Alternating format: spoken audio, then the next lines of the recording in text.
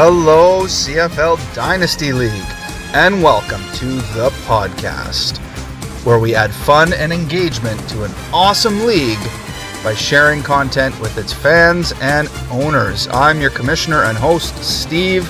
Pleasure to be here with you at the end of week 2. What a rivalry week we had.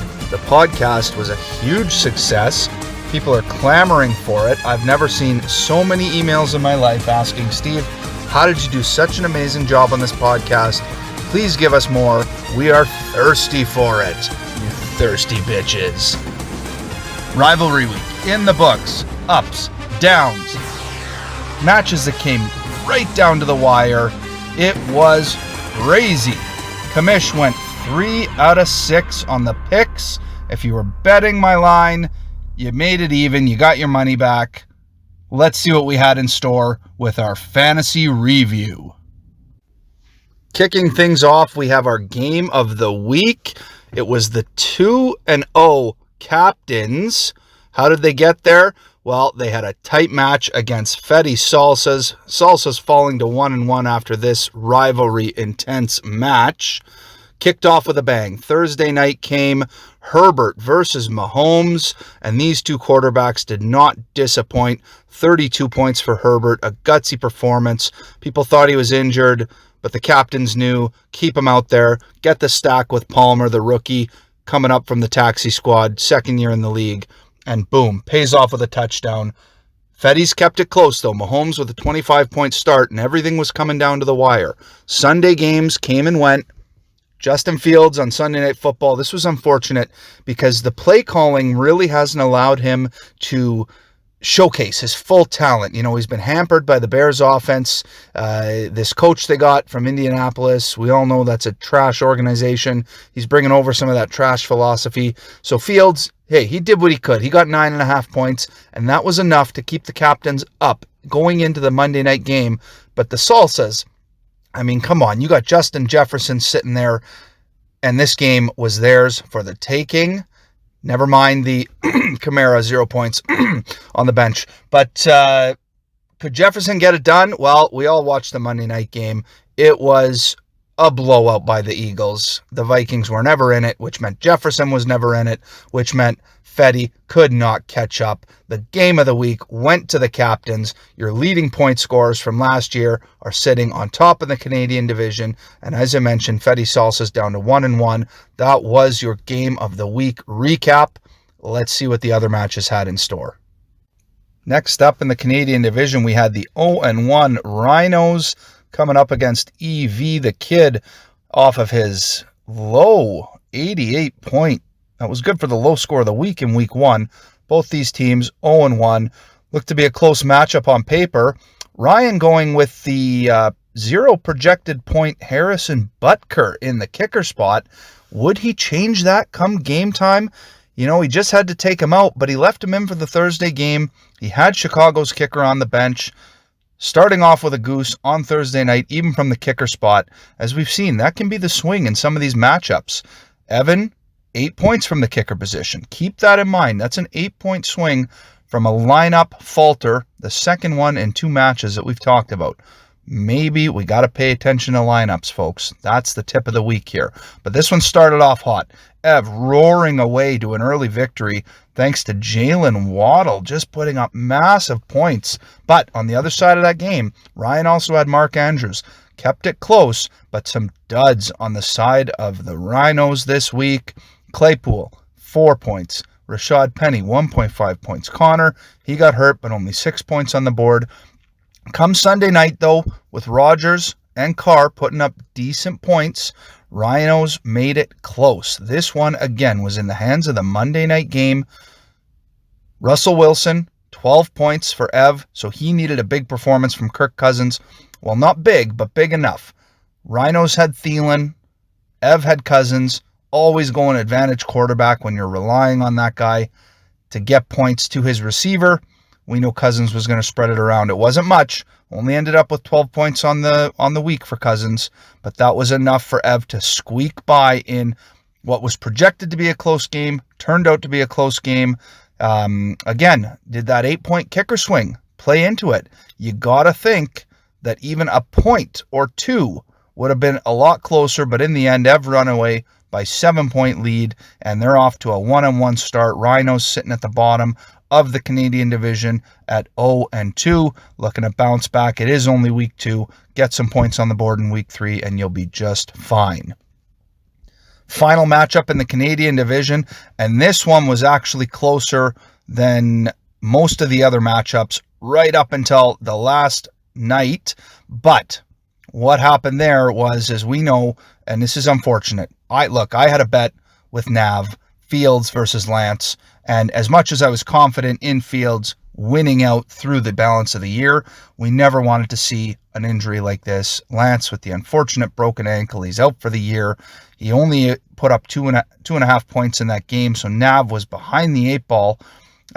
White Russian rolling out Daniel Jones and Kyler Murray. Murray, we saw the crazy end of that game. He put up over 30 points. You're never upset with that.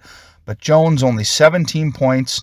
Henry, the big acquisition, he got him for like a 6th round pick or something. 8.5 points only. There weren't a lot of other points for White Russian to rely upon. And when Nav came down to it, Monday night, throwing Hurts out there in the lineup, and he needed a decent performance, but Hurts went off. 43.5 points. Maybe Nav does know what he's doing. We talked about the unreliability of his teams in the past and how last year was just a mess. Hey, if he can keep Hurts going the way he can, and he's got Lawrence as his quarterback coming in to replace Lance, Nav actually might be looking at a playoff spot this year. Don't want to speak too soon, but both these teams now at a 1-1 record. Hey, let's not write off White Russians, but as we touched on last week, the roster turnover this team continuously goes through year over year. Is that something that's going to hamper them in the future? Does continuity matter in fantasy football? I'm going to say yes, and wait for them to prove me wrong. At least nobody got a goose from a lineup decision in this week's match, and that was important. Canadian division all wrapped up, captains on top, Rhinos on the bottom, everybody else in the middle at that 1-1 record. Let's move on to the American division. Kicking off in the American division, the highly anticipated match between Gronks at 1-0 and hanging with Hernandez at 1-0. These bitter rivals were just talking trash all the way leading up to the game. It was projected to be a really tight margin, half a point separating these two before kickoff. One of them was going to eat their words, and we kind of knew who that was. Gronks running away with this one. Now, it was thanks to Lamar Jackson. 54, almost 55 points. That game, if you had pieces of Miami and Baltimore, you probably did pretty good, as we'll find out later in the matchup preview. But holy man, Lamar, Stafford, and Chubb just leading the way. Gronks could care less about this goose on 4 targets that DJ Chark received. A little bit of a letdown from Dalton Schultz, too. Is he going to be injured going forward? We'll find out. Tight end on the other side, hanging with Hernandez. Not a strong suit. Hunter Henry with a 0. 1 target, no receptions. Decent game from Lockett. Aaron Jones putting up big numbers. But Saquon could not bounce back. And I mean, you want to talk about the quarterback room letdown. Baker Mayfield, 15 points. Don't know that that's going to work out good in Carolina. And Joe Burrow, we keep going back to this. Statistical anomalies. Remember that, statistical anomalies. Burrow was the 12th ranked quarterback, averaging only 24 points a game last year. He scored 21 in this time. I think it's time we realized it's not the 50-point performance that we saw in the playoffs last year that is Joe Burrow's baseline. It's around this 20 to 24 points, and hanging with Hernandez are going to be in big trouble with these two as their quarterback for the balance of the year. Devontae Adams, sure, it was a letdown, but when you get beat by 25 points, I mean, really, can one player make that much of a difference? I don't think so. They're going to be in trouble. Gronks flying high, 2-0, and we'll see if they can keep that momentum going, but a well-deserved victory. Like I said, really tight projection before this one kicked off, and they put the boots to HWH. Next up, now this was probably the surprise game of the week. James, coming off a pretty paltry performance in week 1 against Hildy with the high score of last week, but that flipped. And Hildy actually ended up with the low score of week 2. I mean, that tells you everything right from the get-go. James took the lead and never really looked back. Again, projected 20-point spread with Hildy in favor, and it finished 40-point difference in favor of James. Cooper Rush, we talked about him being the unreliable pickup, but wow, he must have known what he was doing. He puts up 17 points compared to Matt Ryan's 2. Well, James, you might have been questioning your lineup decisions, but Amon-Ra St. Brown, the overlooked wide receiver for the Lions, just keeps proving everyone wrong. 35 points. Jahan Dotson with 15 points. Looks like the rookies might lead James to some success this year. But let's talk about Hildy. Like I said, putting up almost 180 points, good for first place last week. And then Tannehill comes out with negative 2.5 points. Not the performance we were looking for.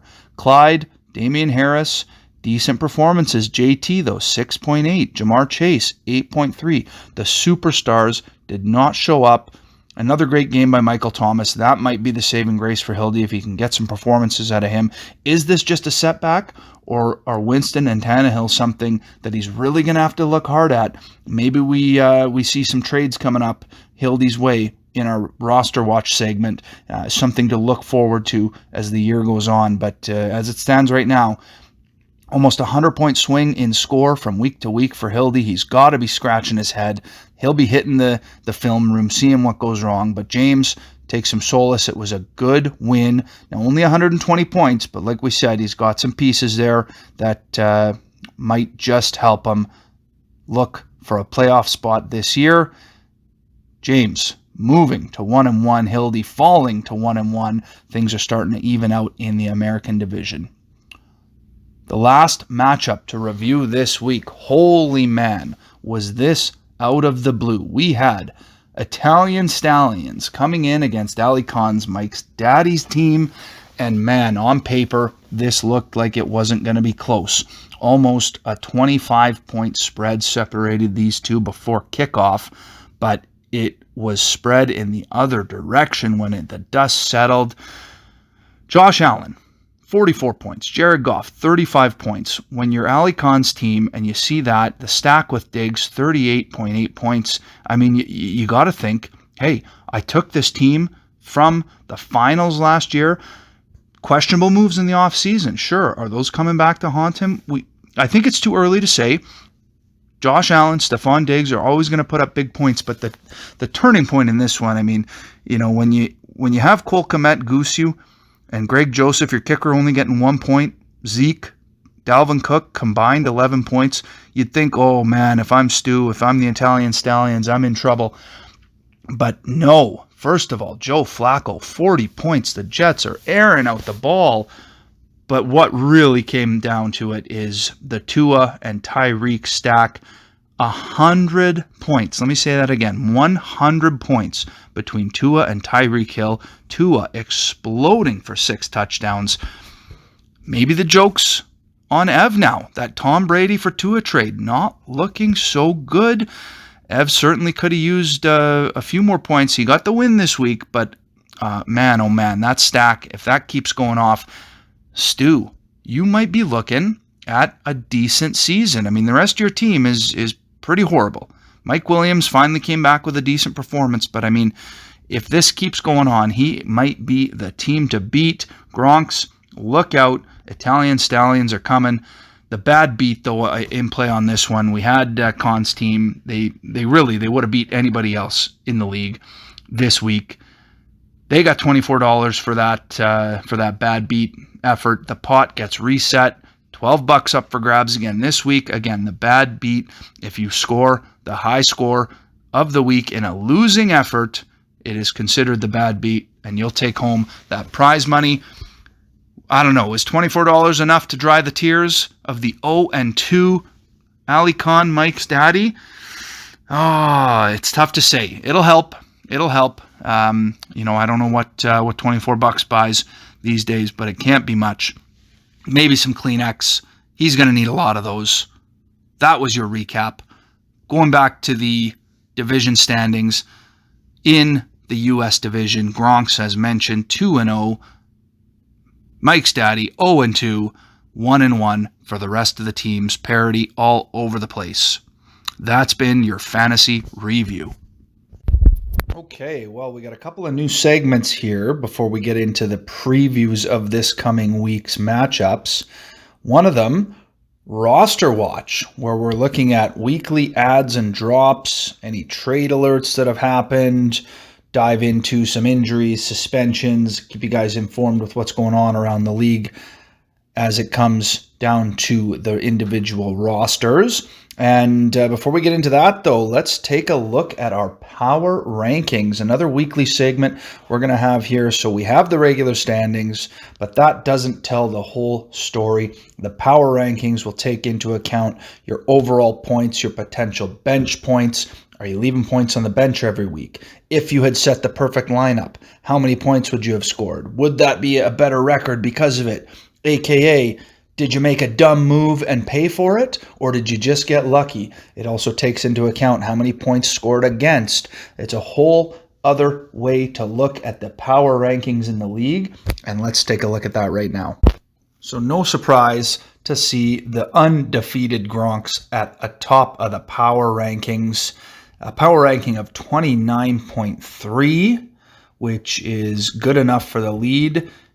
When you look at the efficiency that Gronks have been putting out, that's a little bit troubling. They're only running a 74% efficiency with that 2-0 record, 284 points scored, but a potential point of 384. That means they're leaving 50 points on the bench each week so far. Bench points have totaled 200 points as well. So they're getting good production. Are some of these lineup decisions going to come back and bite them when you're leaving that many points on the bench? It could be, but with a 2-0 record, I don't think they're going to be worried about that 74% efficiency. They could have lost, however, if a perfect lineup had been set against them, so it's something Gronks are going to have to take into consideration going forward. Second place in the power rankings, though, with an 0-2 record, but a total points for of 319, we have Mike's daddy. Now, this is efficiency, 90%. A maximum of 354 points could have been scored, and he's taken 319 of those. That means he's setting the right lineup. Could it be the points against? Tough schedule? Who knows? But if this efficiency of 90% continues, I think we're going to see Mike's daddy making some moves, and that 0-2 record won't sit for long. They could have won one of the matches this week if they had started a perfect lineup. So a couple of points left on the bench, but 90% efficiency. That means the right lineups are getting set, and the breaks will come soon. Hanging with Hernandez at 1-1, come in at third on the power rankings, a 94% efficiency rating. That means they are setting their top lineup, whether it's because their bench is so bad and they're just really thin at all the other positions and they don't have options. I think that's making the decision easier for them, but their starters are performing. Compared to Gronks, who have had 200 points off of the bench this year, hanging with Hernandez only 100. That means all their points are putting into the starting lineup. However, they would have lost that game that they won if their opponent had made better roster decisions. So it's not all roses at that 1-1 record for hanging with Hernandez.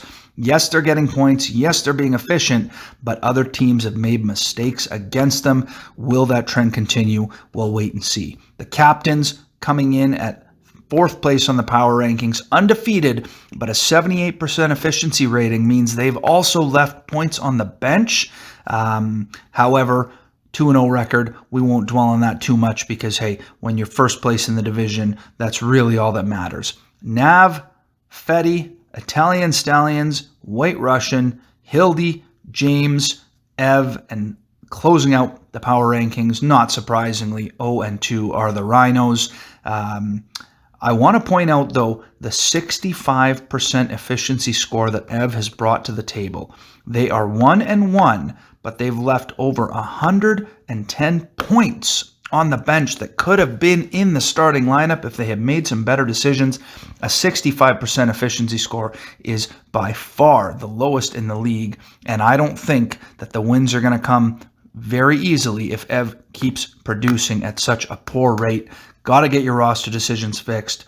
Don't leave points on the bench. That's a look at the weekly power rankings. I hope you've enjoyed this. We'll come back for more. Now, before we get into our next segment of Roster Watch, I want to thank today's sponsor. This podcast has been brought to you by Local Real Estate. When you or someone you know is looking to buy or sell your next home, make sure you go with the local experts, Edmonton's own Local Real Estate. Stephen Isaac, Realtor, a proud sponsor of this podcast. Got to pay the bills somehow. And that brings us into our next segment of Roster Watch.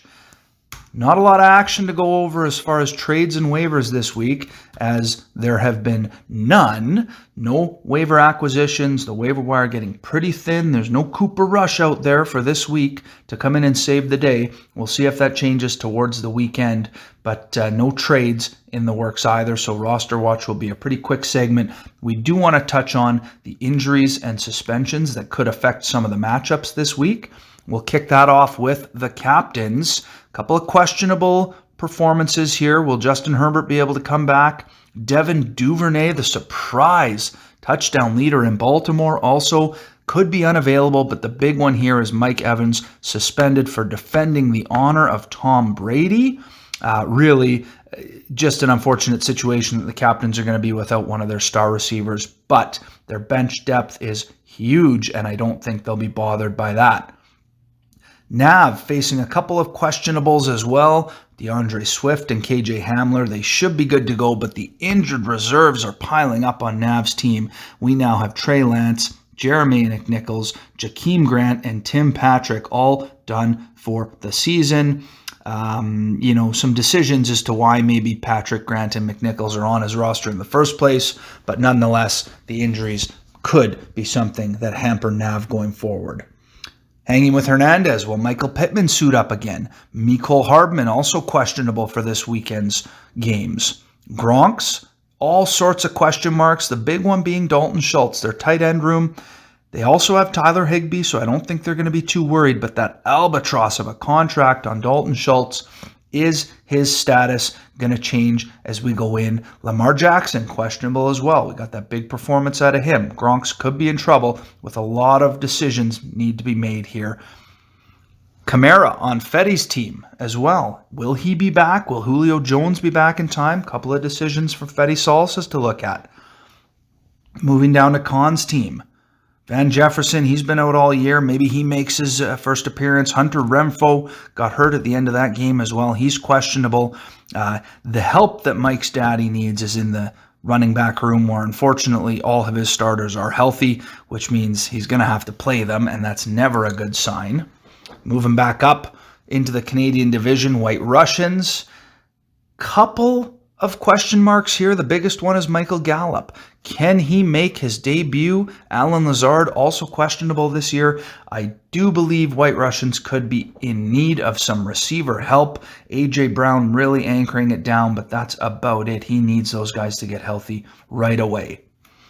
Hildy, Jameis Winston has broken bones in his back. Ouch. With Tannehill putting up negative points, Jarrett Stidham and Andy Dalton yet to play this year, he needs Winston back in a big way. We also have Gabe Davis questionable coming in, and DeAndre Hopkins still suspended. Hildy needs to get right soon, but his running back room, the strength of his team, they are healthy, and they should be fine moving forward. Moving up to Ev's team. Well, he's hoping Odell Beckham comes back because he needs points any way he can. Is he going to sign? I don't think so. I think that's just a waste of a roster spot.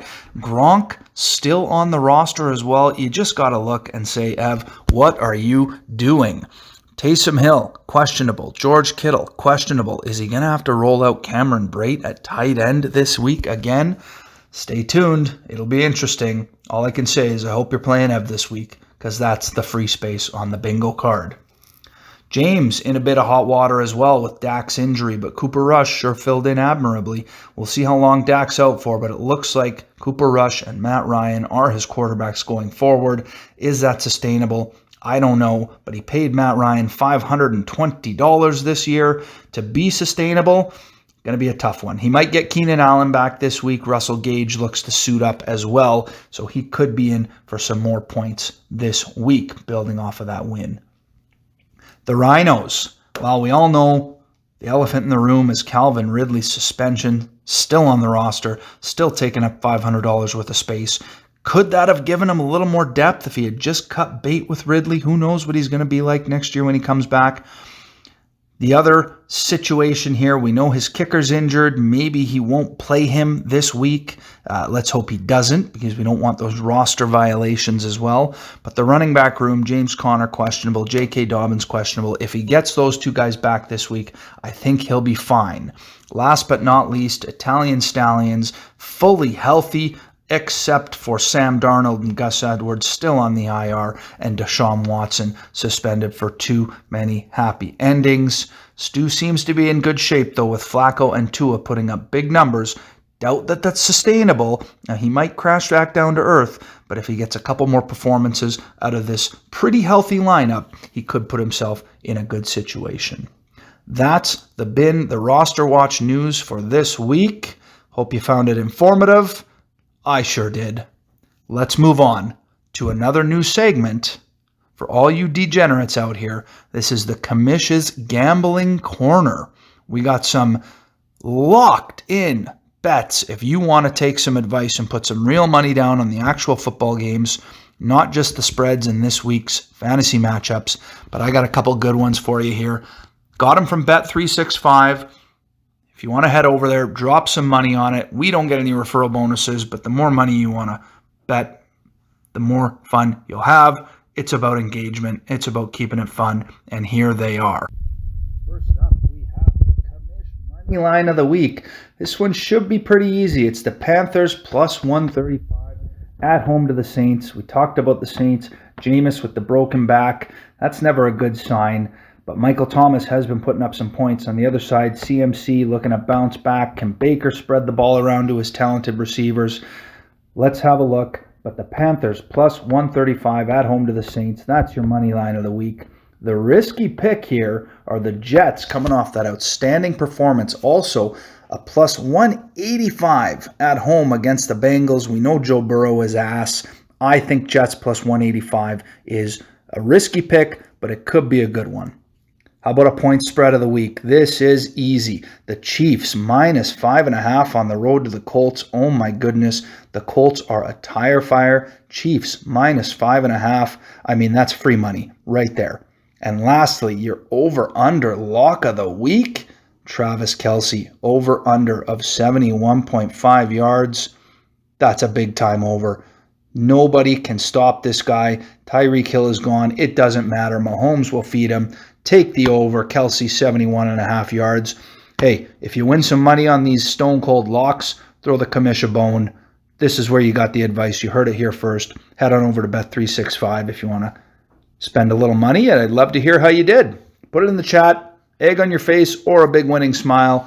It's all engagement and it's all fun.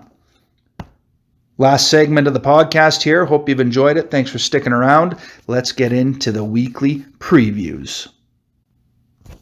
Well, kicking things off, your game of the week. This was big points from both teams last week. Italian Stallions at the Gronks.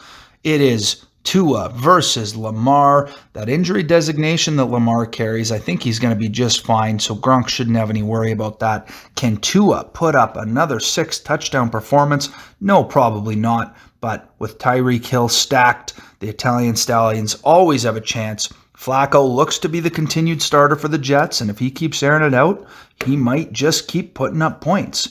You got Dalvin Cook and Ezekiel Elliott looking to bounce back.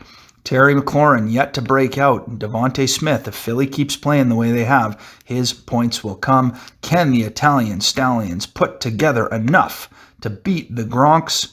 Over on the other side, Chubb had an unreal week. Is that sustainable? Well, maybe not, but Fournette needs to pick some slack up and balance out that running back room scoring. A surprise start this week from the Gronks is Breece Hall. We talked about the Jets' offense just lighting it up, but that's been through the air. I don't know if they're going to come back to regret that.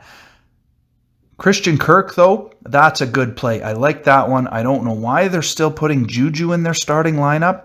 He's projected for 10 points. We know that's not going to happen. So, hey, you want to roll the dice, roll the dice. There's no better offense to roll the dice with than the Kansas City Chiefs. But I think that could be the downfall. They are leaving points on the bench. We talked about their poor score efficiency, and I think that's going to come back and bite them. This is projected to be pretty tight.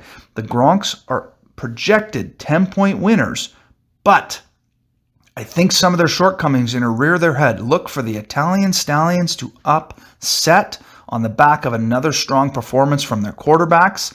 I have the Italian Stallions coming out as 6-point winners. That's right, a 15-point swing in that one. You heard it here first. Your game of the week, Italian Stallions over the Gronks. Lock it in. Next up, sticking in the American division, James coming off a thrilling victory, just crushing Hildy. Even though both teams didn't score too many points, James took it down. He's taken on hanging with Hernandez. This is a battle of the 1-1 teams. I think this is where James unfortunately falls back down to earth behind the leadership of Cooper Rush. 20 points projected. Matt Ryan, 22 points projected. That's going to be tough. Total points scored is 132 projection up against hanging with Hernandez and a big 153. It's a 20-point spread. I think it's going to stay that way. Honestly, Aaron Jones, Saquon Barkley could just be too much, even if you have Joe Burrow and Davis Mills at quarterback. Again, just a horrible idea, but they should get enough. You throw in Devontae Adams, who looks to have another bounce-back game. Can Lockett keep putting up points with Geno Smith behind the ball? How about DJ Moore? That's a stack that they're going away from, benching Baker Mayfield this week. On James's side, he does have some bright spots. If CMC can get back to how he plays, and Amon-Ra St. Brown continues to be a dominant force, James could take it closer than expected, but I think the 20 points is too much to overcome. Look for hanging with Hernandez to take this one by 12 points. Last matchup in the American division, we have the 1-1 Hildy up against 0-2 Mike's daddy Ali Khan. Well, he's going to put points up. We know that. He's been efficient. His best lineup has been his best lineup. Is this the week he finally gets a win? It's 9 points separating these two. Josh Allen, Stephon Diggs, well, they're going to lead Ali Khan to a victory here. He's going to get off the mark. Hildy, I just can't see Tannehill bouncing back. Winston's got the back problems. Can Clyde sustain the run that he's been on? Can Jonathan Taylor maybe put some points up? Indy's been looking terrible. You'll get some points from Jamar Chase. Kyle Pitts probably bounce back. If Michael Thomas can stay hot, you got a chance. I think this is a tight one. Khan projected to win by 9 points. Look for that to only be 4 or 5 coming down to Monday night. But Khan taking this one, moving to 1-2. Lock it in. Mike's daddy, first win of the week or of the year, and I'm sure that's all we will hear about for the next 7 days. Over in the Canadian division, well, this is the matchup that we were waiting for. It was supposed to be Fields versus Lance. Nav at the captains. Unfortunately, with the injury last year, last week on Trey Lance, it takes away what the people wanted to see. There also has been some talk that Justin Fields might sit this one. Will we see Mariota, who's been looking pretty good for Atlanta, come in and pair with Justin Herbert for the captains? They are slight underdogs. Nav, with Trevor Lawrence coming in to replace Lance at quarterback, is a 5-point favorite in this one. He's got Cooper Kupp and Allen Robinson in the lineup. If he runs with that, I like the captain's chances. It's never a good idea to roster 2 wide receivers from the same team. You can't get the points. Your points are going to be spread around. It's not smart. Hopefully Nav stays with that. I do like The slight advantage he has in the wide receiver room with the Mike Evans suspension, that does really hurt the captains, but Najee Harris bounce back, Joe Mixon, David Montgomery, and we might even see A.J. Dillon make an appearance too. That should be enough. The captains look for the upset. They're 5-point underdogs. I like them to be 5-point favorites in this one. Captains by 5, moving to 3-0. Nav, your team is just a little bit too young, and I don't see Jalen Hurts going off for 50 points again. Next battle in the Canadian division, we have White Russian visiting the Rhinos. Disappointing week on both sides. Rhinos really desperately looking for that first win, and White Russians might give it to them here. Daniel Jones and Kyler Murray leading the way for White Russians. You know Kyler is inconsistent. It came down to some poor defending at the end of the game from the Raiders that really let Kyler put up the points that he did last week. Again, not sustainable. We know the Giants aren't very good. Daniel Jones can't be relied upon. Quarterback advantage in a big way to the Rhinos with Derek Carr and Aaron Rodgers. Going to pummel the points there. The running back rooms, though, if Derrick Henry can go off, it gives White Russians an advantage. But Michael Carter and Miles Sanders, while they've been decent this year, I don't know that it's sustainable. Rhinos rolling out James Conner. Will he be back? I think he's going to be fine to play. Kareem Hunt is usually a good solid bet. Rashad Penny, though, that could be where he gets let down. And the receiver room of Ayuk, Claypool, and Thielen, that's a big disadvantage. But on the other side, you have the hopeful return of Allen Lazard. Can Jarvis Landry keep putting up points? A.J. Brown, we know he's going to get his. The tight ends could be the difference. Mark Andrews versus Zach Ertz. Mark Andrews on the Rhinos. I like that to be the deciding factor. This is a 2-point favorite of Rhinos for their first win. Look to see them win by more than 10 points. This could be ugly, folks. This one could get out of hand early. White Russians, I just don't like the consistency. We talked about that earlier in the pod. Look for a bounce back from the Rhinos to go to 1-2 on the back of a 15-point victory.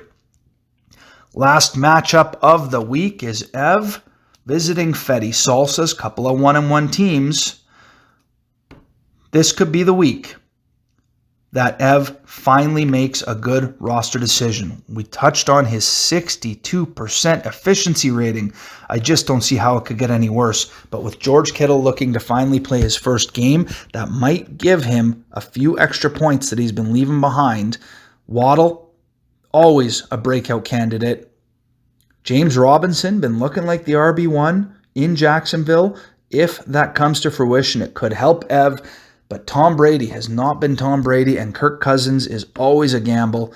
So you have to think those two, even though they're up against Mahomes and Trubisky, I like the advantage at quarterback for Ev. But Fetty, no slouch as well. Chase Edmonds, bounce back game maybe. Kamara, well, if he gets into the lineup, he could be good to watch. Justin Jefferson and CeeDee Lamb and Darren Waller, though, could be a little too much for Ev to overcome. Fetty, 2 points favorites right now. This is going to be close, but take the 2 points. Take Fetty Salsas. Look for him to go. I just think Ev, the efficiency problems that have been there all year, I don't think he rectifies them this week. We'll see. That's why we play the games. Looks like he's got his strongest lineup on paper, but going with the double tight end set again, I don't know. We'll see. He hasn't proven me wrong yet. Maybe this is the week, but I like Fetties. They got the 2-point advantage. They'll probably expand on that. Look for Fetties to take this one. Well, with the previews wrapped up, I know we went a little longer, but you asked for longer this week, and we gave it to you. I hope you like the new additions to the podcast. We're going to maybe try and bring in some guests throughout the year. We'll always add a few more fun ideas into the league this way. It's a way to get you guys the news. If it's enjoyable, awesome. If it's 40 minutes of your time that you'd rather have back, hey, maybe we'll find a balance between the 20 minutes of last week and the 40 minutes of this week. But for now, let's get ready for the Thursday night game. It's probably going to be a snoozer. Browns versus Steelers. Who knows? We could have some fireworks, maybe some surprise points. Make sure you set your lineups. If you set an incomplete lineup, it could be punishment of the dropped draft picks. We haven't had to do that yet, but just a reminder. And again, we've seen people leave points, zeros on the board because of lineup decisions. Let's go, guys. Let's be competitive. Let's be fun. Let's be engaging. And I will talk to you next week. Kamish out.